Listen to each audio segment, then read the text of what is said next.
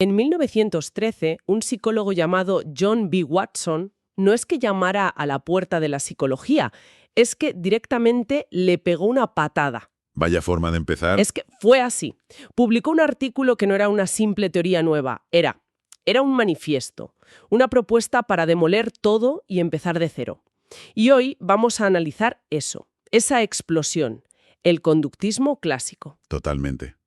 Y la palabra explosión es perfecta, ¿eh? Porque la propuesta de Watson iba mucho más allá de decir, oye, ¿por qué no estudiamos un poco más la conducta? No, No era un matiz. para nada. Significaba dinamitar los cimientos. Quería que la psicología abandonara por completo el estudio de la mente, de la conciencia, de los sentimientos, todo ese mundo interior que según él era un pantano de subjetividad. Incomprobable. Exacto. Su sueño era convertir la psicología en una ciencia natural, tan rigurosa y objetiva como la física o la química. Una ciencia de lo que se puede ver y medir. Suena lógico, pero a la vez increíblemente radical para la época. Muchísimo. Para entender bien el alcance de esta revolución, vamos a organizarnos un poco. Primero, nos metemos de lleno en ese manifiesto de Watson. Perfecto. Después, damos un paso atrás para ver qué estaba pasando en el mundo que hizo posible que una idea así, pues, triunfara.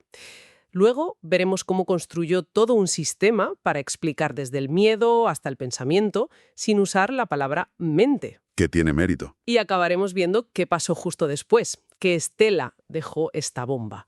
Venga, pues empecemos por el hombre del momento, John B. Watson, El protagonista. que no era un cualquiera, un recién llegado. Era un psicólogo brillante, una estrella académica en la Universidad de Chicago, formado en la corriente del funcionalismo. Pero tenía por lo visto una gran influencia de un biólogo, Jack Slope, que tenía una visión muy mecanicista de la vida. Así es.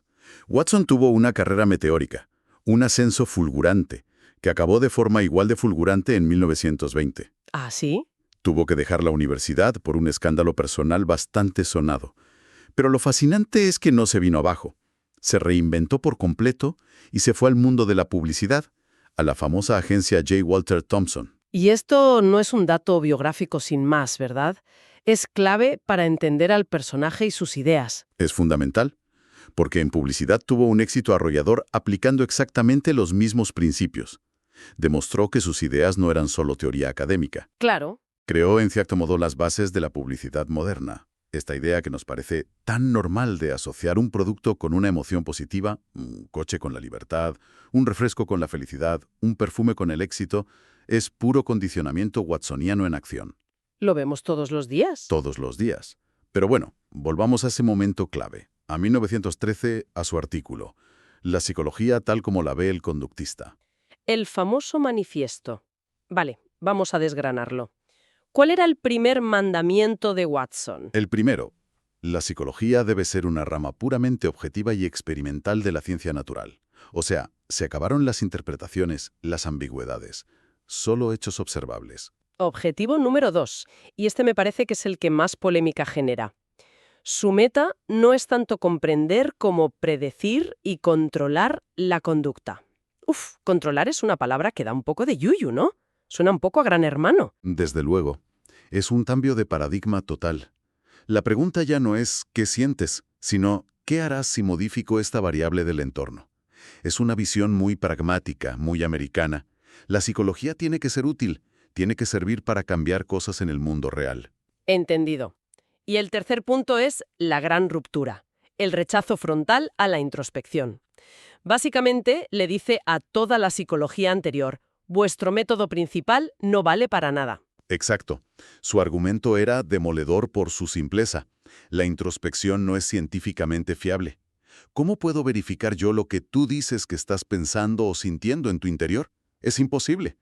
Si dos personas dicen sentir cosas distintas ante el mismo estímulo, ¿quién tiene razón? Nadie puede saberlo. Para Watson, eso era un callejón sin salida.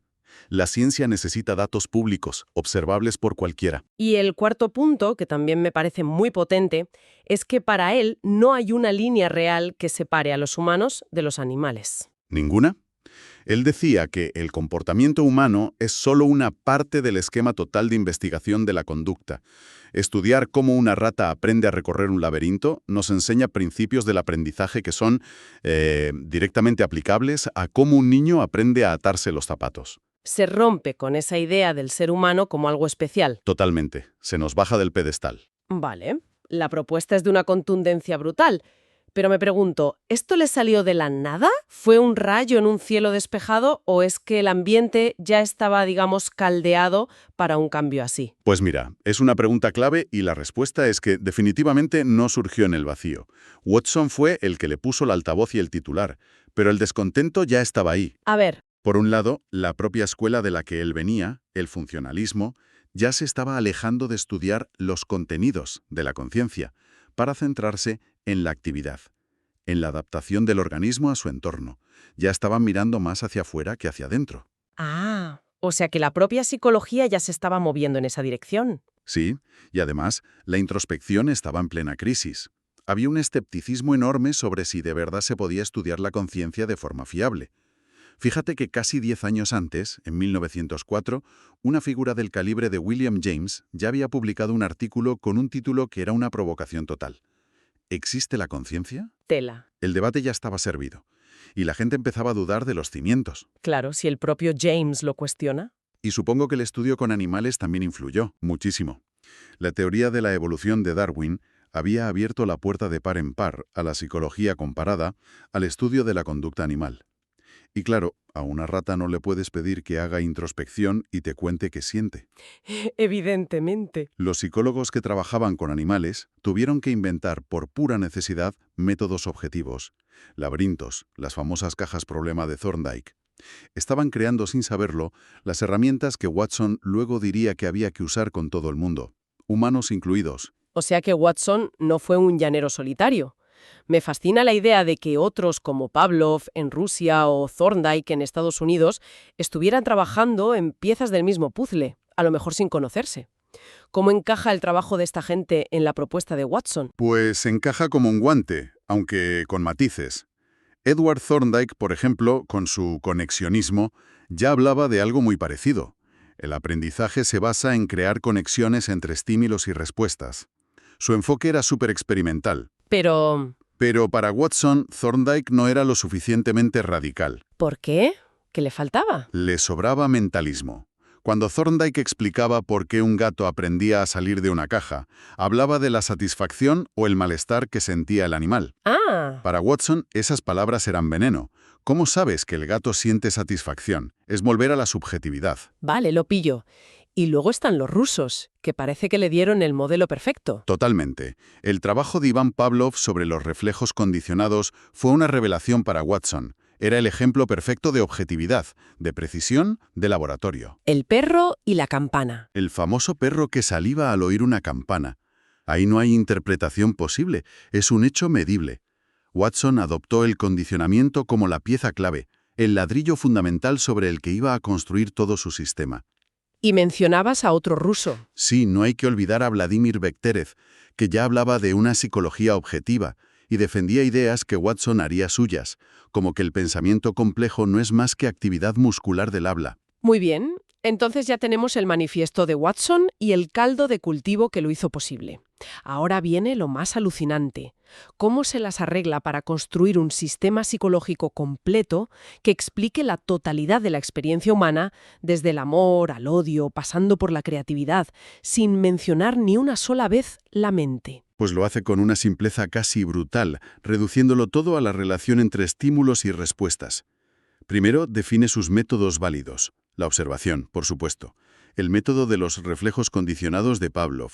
Los tests, pero no para medir algo interno como la inteligencia. No, claro. Sino como simples muestras de conducta ante una situación. Y, sorprendentemente, acepta el informe verbal. Espera, el informe verbal, pero si alguien te cuenta lo que ve o piensa, eso no es volver a la introspección por la puerta de atrás. Ahí está el truco de Watson.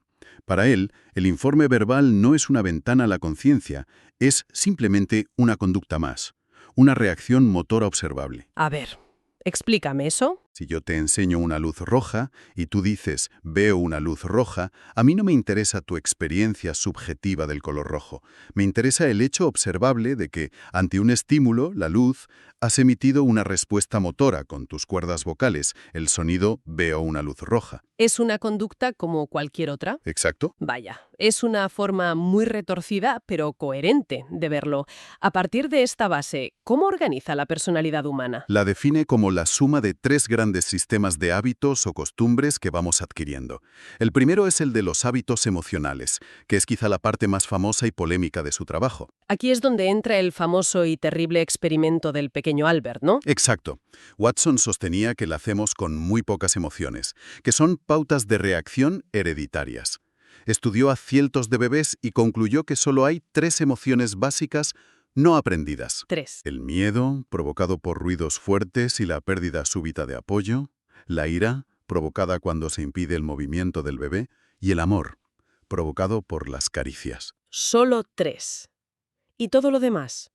La envidia, el orgullo, la vergüenza, los celos. Todo lo demás, según él, se aprende por condicionamiento a partir de esas 3. Son respuestas condicionadas. Y para demostrarlo, diseñó el experimento del pequeño Albert.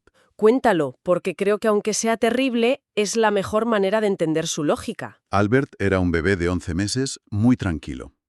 Al principio del experimento le mostraban una rata blanca y el niño no tenía ningún miedo. De hecho, jugaba con ella. Vale. Entonces, el equipo de Watson empezó a hacer algo terrible. Cada vez que Albert iba a tocar la rata, uno de los investigadores situado detrás de él golpeaba una barra de acero con un martillo. Un ruido ensordecedor. Como era de esperar, el ruido asustaba muchísimo a Albert y lo hacía llorar desconsoladamente. Después de repetir esta asociación, rata seguida de ruido, solo 7 veces el condicionamiento fue un éxito. ¿Y qué pasó? La simple visión de la rata blanca, ya sin ningún ruido, provocaba en Albert